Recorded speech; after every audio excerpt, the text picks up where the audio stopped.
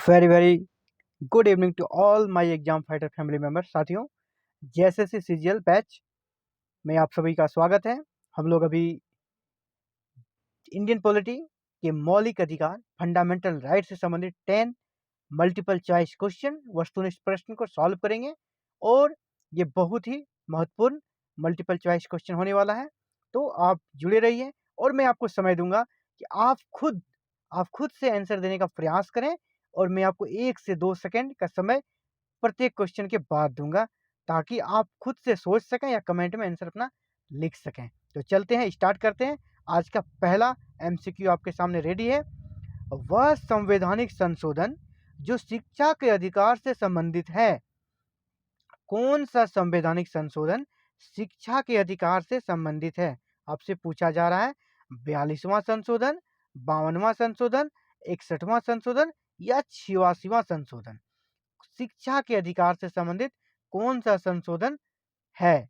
कौन सा संशोधन के माध्यम से शिक्षा का मौलिक अधिकार को बनाया गया है? वो संशोधन कौन सा है? 86 होगा। Right answer D. चलिए अगले क्वेश्चन की ओर बढ़ते हैं। अगला क्वेश्चन है, निम्न में से कौन सा एक मानव अधिकार भारतीय संविधान के अंतर्गत मौलिक अधिकार भी है? बहुत सारे मानव अधिकार होते हैं, उसमें से कौन सा एक मानवाधिकार भारत के संविधान के अंतर्गत एक मौलिक अधिकार भी है? भारतीय संविधान में किस मानव अधिकार को मौलिक अधिकार बना दिया गया है? तो कौन सा? सूचना का अधिकार, काम का अधिकार, शिक्षा का अधिकार, मकान का अधिकार। अगर आपको आ रहा है तो बिल्कुल आप कमेंट करें इसका राइट आंसर क्या होगा। तो अब मैं आपको राइट आंसर बताने वाला हूं साथियों। इसका राइट आंसर होगा शिक्षा का अधिकार। शिक्षा का अधिकार एक मानव अधिकार है। हर व्यक्ति को, हर मनुष्य को, हर मानव को शिक्षा पाने का अधिकार है। लेकिन अब भारतीय संविधान में 86 अमेंडमेंट, जो अभी हम लोग पिछले क्वेश्चन में देख रहे थे, 86 अमेंडमेंट जो हुआ था, इसके माध्यम से शिक्षा को मौलिक अधिकार बना दिया गया है। इसलिए इसका राइट आंसर सी नंबर होगा। अगले क्वेश्चन की ओर बढ़ते हैं। बंदी बनाए गए व्यक्ति के मौलिक अधिकारों की रक्षा, बंदी बनाए गए व्यक्ति के मौलिक अधिकारों की रक्षा किस अनुच्छेद से प्रदत्त है? हम लोग को यहाँ ये बताना है, जब किसी व्यक्ति को बंदी बना लिया जाता है तो उसे कुछ अधिकार प्राप्त होते हैं, उसे कुछ चीज़ों के बारे में जानकारी प्राप्त करने का अधिकार होता है, वो उसका मौलिक कर्तव्य और मौलिक अधिकार है। तो इस फंडामेंटल राइट को कौन सा अनुच्छेद परिभाषित करता है?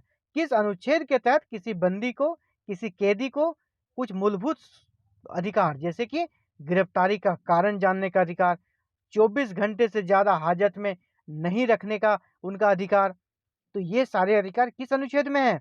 अनुच्छेद 15, 17, 21 या 22? तो ये अनुच्छेद 22 में है। इसका राइट आंसर डी होगा, अनुच्छेद 22। तो बढ़ते हैं अगले क्वेश्चन की ओर। भारतीय संविधान में कौन सा अधिकार प्रदान नहीं करता है? भारतीय संविधान निम्नलिखित में कौन सा अधिकार प्रदान नहीं करता है? भारतीय संविधान के तहत हमें 6 प्रकार के मौलिक अधिकार दिए गए हैं, तो आपको इनमें से चुनना है कौन सा अधिकार प्रदान नहीं किया गया है। समानता का अधिकार, समान आवास का अधिकार, समानता का अधिकार, धर्म पालन का अधिकार, स्वतंत्रता का अधिकार। तो इसका राइट आंसर क्या होगा? हम लोग जानते हैं स्वतंत्रता का अधिकार है, धर्म का भी अधिकार है, धार्मिक स्वतंत्रता का भी है, समानता का भी अधिकार है, लेकिन समान आवास का अधिकार नहीं है। समान आवास का अधिकार नहीं है, इसीलिए राइट आंसर ए नंबर होगा, क्योंकि यहाँ पूछ रहा नहीं, आपको नहीं पूछा जा रहा है। बढ़ते हैं अगले क्वेश्चन की ओर। अगला एमसीक्यू आपके सामने रेडी है कि इस प्रधानमंत्री के कार्यकाल में संपत्ति के अधिकार को मौलिक अधिकारों की सूची से विलोपित किया गया। यानी संपत्ति का जो मौलिक अधिकार था उसे किस संशोधन के माध्यम से मौलिक अधिकारों की सूची से विलोपित कर दिया, यानी इसे हटा दिया गया है? तो ये कौन सा प्रधानमंत्री के कार्यकाल में पूछा जा रहा आपका? किस प्रधानमंत्री के कार्यकाल में संपत्ति के अधिकार को भारत के संविधान के मौलिक अधिकारों की सूची से विलोपित कर दिया है? यानी संपत्ति का जो मौलिक अधिकार है इसे कब हटाया गया है, हमें ये जानना होगा। तो 1978 में हटाया गया है। संपत्ति का मौलिक अधिकार को 1978 में हटाया गया है। अब हमें सोचना है 1978 में देश के पीएम कौन थे? तो 1978 में हमारे देश के पीएम थे मोरारजी देसाई। इसलिए इसका पहला वाला ए नंबर इसका राइट आंसर होगा। बढ़ते हैं अगले क्वेश्चन की ओर। अगला क्वेश्चन है, निम्न में से कौन सा एक मौलिक अधिकार नहीं है। यहाँ 4 प्रकार के अधिकार दिए गए हैं, आपको चुनना है इसमें कौन सा एक मौलिक अधिकार नहीं है। तो समानता का अधिकार मौलिक अधिकार है, स्वतंत्रता का अधिकार भी है, संपत्ति का अधिकार है क्या? नहीं, ये पहले था, अब नहीं है। धर्म का अधिकार भी है, मतलब धार्मिकता का अधिकार हमें मिला है, तो इसका राइट आंसर सी होगा। ये पहले था, कब? 1978 से पहले। 1978 से पहले संपत्ति का अधिकार भी हमारा मौलिक अधिकार हुआ करता था, लेकिन अब ये नहीं है। 44वां संविधान संशोधन के द्वारा संपत्ति के अधिकार को मौलिक अधिकार से हटा दिया गया है। तो अगले क्वेश्चन को हम लोग देख लेते हैं। अगला क्वेश्चन क्या है? अगला एमसीक्यू आपके सामने रेडी है। इसमें है कि 6 वर्ष की आयु से 14 वर्ष की आयु के सभी बच्चों को शिक्षा का अधिकार, 6 वर्ष से लेकर 14 वर्ष के बच्चों को शिक्षा का अधिकार प्रदान किया गया है। शिक्षा का अधिकार प्रदान किया गया है, तो ये किस अधिकार के तहत दिया गया है? तो आपको ये चुनना है। 6 से 14 वर्ष के बच्चों को शिक्षा का अधिकार दिया गया है, तो ये किस प्रकार का अधिकार है? राज्य के नीति निर्देशक सिद्धांतों में सम्मिलित है, मूल अधिकार में, संवैधानिक अधिकार है, या उपयुक्त में कोई नहीं।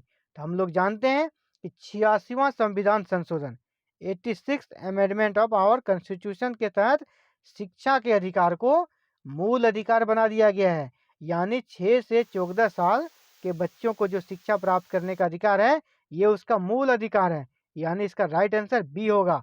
और ये किस अमेंडमेंट के तहत? तो 86। किस संविधान संशोधन के तहत? तो 86। ये भी आपको याद रखना है। तो ये बहुत ही महत्वपूर्ण क्वेश्चन है, अधिकतर ये पूछे जाते हैं।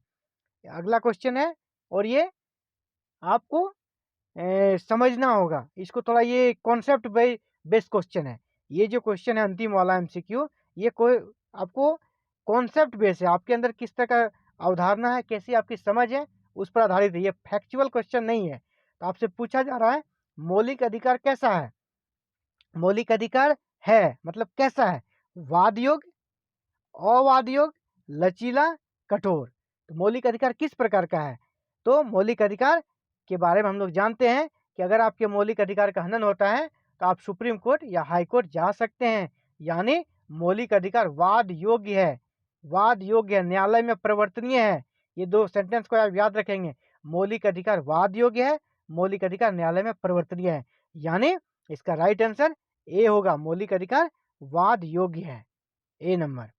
ठीक है, तो अब ये नेक्स्ट क्वेश्चन आपके सामने रेडी है। नेक्स्ट क्वेश्चन आपके सामने है, संपत्ति के मौलिक अधिकार को कब समाप्त किया गया? संपत्ति के मौलिक अधिकार को कब समाप्त किया गया? अभी हम लोग जस्ट पहले डिस्कस कर रहे थे। संपत्ति के मौलिक अधिकार को कब खत्म कर दिया गया है? तो 1978 में। और कौन सा संशोधन? 44वां संविधान संशोधन के द्वारा। तो इसका राइट आंसर ए नंबर होगा। अगला क्वेश्चन आपके सामने है, भारत में नागरिकों के मौलिक अधिकारों में संशोधन कौन कर सकता है? संविधान में संशोधन करने का अधिकार किसे है? हम लोग जानते हैं मौलिक अधिकार भी संविधान का ही भाग है, इसलिए मौलिक अधिकारों में भी संशोधन करने का अधिकार संसद को ही होगा, क्योंकि संविधान में संशोधन करने का अधिकार संसद को ही है। इसका राइट आंसर सी होगा, संसद। और नेक्स्ट क्वेश्चन आपके सामने रेडी है। ये क्वेश्चन है, शिक्षा का अधिकार किस उम्र के बच्चों के लिए बनाया गया है? शिक्षा का अधिकार जो दिया गया हमारा 86 अमेंडमेंट के तहत, ये किस उम्र के बच्चों के लिए है? तो ये 6 से 14 साल के बच्चों के लिए है। तो 6 से 14 साल कहाँ है? B number. तो इसका राइट आंसर बी होगा। ये थे 10 इंपॉर्टेंट एमसीक्यू आज का। तो उम्मीद करता हूँ ये आपके लिए काफ़ी फायदेमंद रहा होगा। Thank you for watching this video. धन्यवाद।